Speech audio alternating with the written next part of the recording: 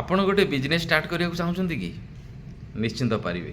ଆପଣ ଯଦି ଜଣେ ଲିଟରେଟ୍ ଅଟନ୍ତି, ପାଠ ପଢ଼ିଛନ୍ତି, ଶିକ୍ଷିତ ଅଛନ୍ତି, ଆପଣଙ୍କ ମନ ଭିତରେ ନିଶ୍ଚିନ୍ତ ଗୋଟେ ଷ୍ଟ୍ରାଇକ୍ କରୁଥିବ କି ମୁଁ ଗୋଟେ ଗଭର୍ଣ୍ଣମେଣ୍ଟ ସର୍ଭିସ୍ ହୋଲ୍ଡର ହୁଅନ୍ତି କି?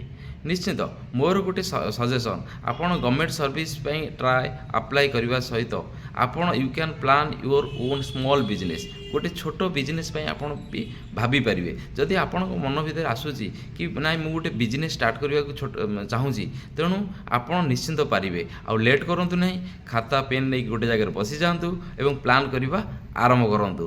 ଦେଖନ୍ତୁ ପ୍ଲାନ୍ରେ ଆପଣଙ୍କର ରହୁଛି କେଉଁ ଟାଇପ୍ର ବିଜନେସ୍, କେଉଁ ଟାଇପ୍ର ପ୍ରଡ଼କ୍ଟର କ୍ୱାଲିଟି କେମିତି ହେବା ଦରକାର, ଏଇସବୁ ଜିନିଷ। ଆଉ ଆପଣଙ୍କର କେଉଁ ଟାଇପ୍ର ଷ୍ଟାଫ୍ ରଖିବେ, କେଉଁ ଟାଇପ୍ର ଭେନ୍ୟୁ, ମାନେ କେଉଁ ଟାଇପ୍ର ଜାଗାରେ ଆପଣ ବିଜନେସ୍ କରିବାକୁ ଚାହୁଁଛନ୍ତି। ଆପଣଙ୍କର ଦେଖନ୍ତୁ, ଆପଣ ମାର୍କେଟ ଆନାଲିସିସ୍ କରନ୍ତୁ, ଯେଉଁ ପ୍ରଡ଼କ୍ଟ ଆପଣ ଉପରେ ବିଜନେସ୍ ଷ୍ଟାର୍ଟ କରିବାକୁ ଚାହୁଁଛନ୍ତି ସେ ପ୍ରଡ଼କ୍ଟର ଡିମାଣ୍ଡ କେତେ।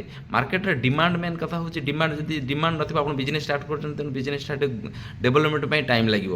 ସେଥିପାଇଁ ଆପଣ ନିଶ୍ଚିନ୍ତ ଆପଣ ତା ଉପରେ ଆନାଲିସିସ୍ କରନ୍ତୁ। ଆପଣ ଏଇ ସେ ଛୋଟ ବିଜନେସ୍, ଆପଣ ଦେଖନ୍ତୁ ଛୋଟରୁ ଆପଣ ନିଶ୍ଚିତ ଗୋଟେ ସକ୍ସେସଫୁଲ୍ ବିଜନେସ୍ ମ୍ୟାନ୍ ହେଇପାରିବେ।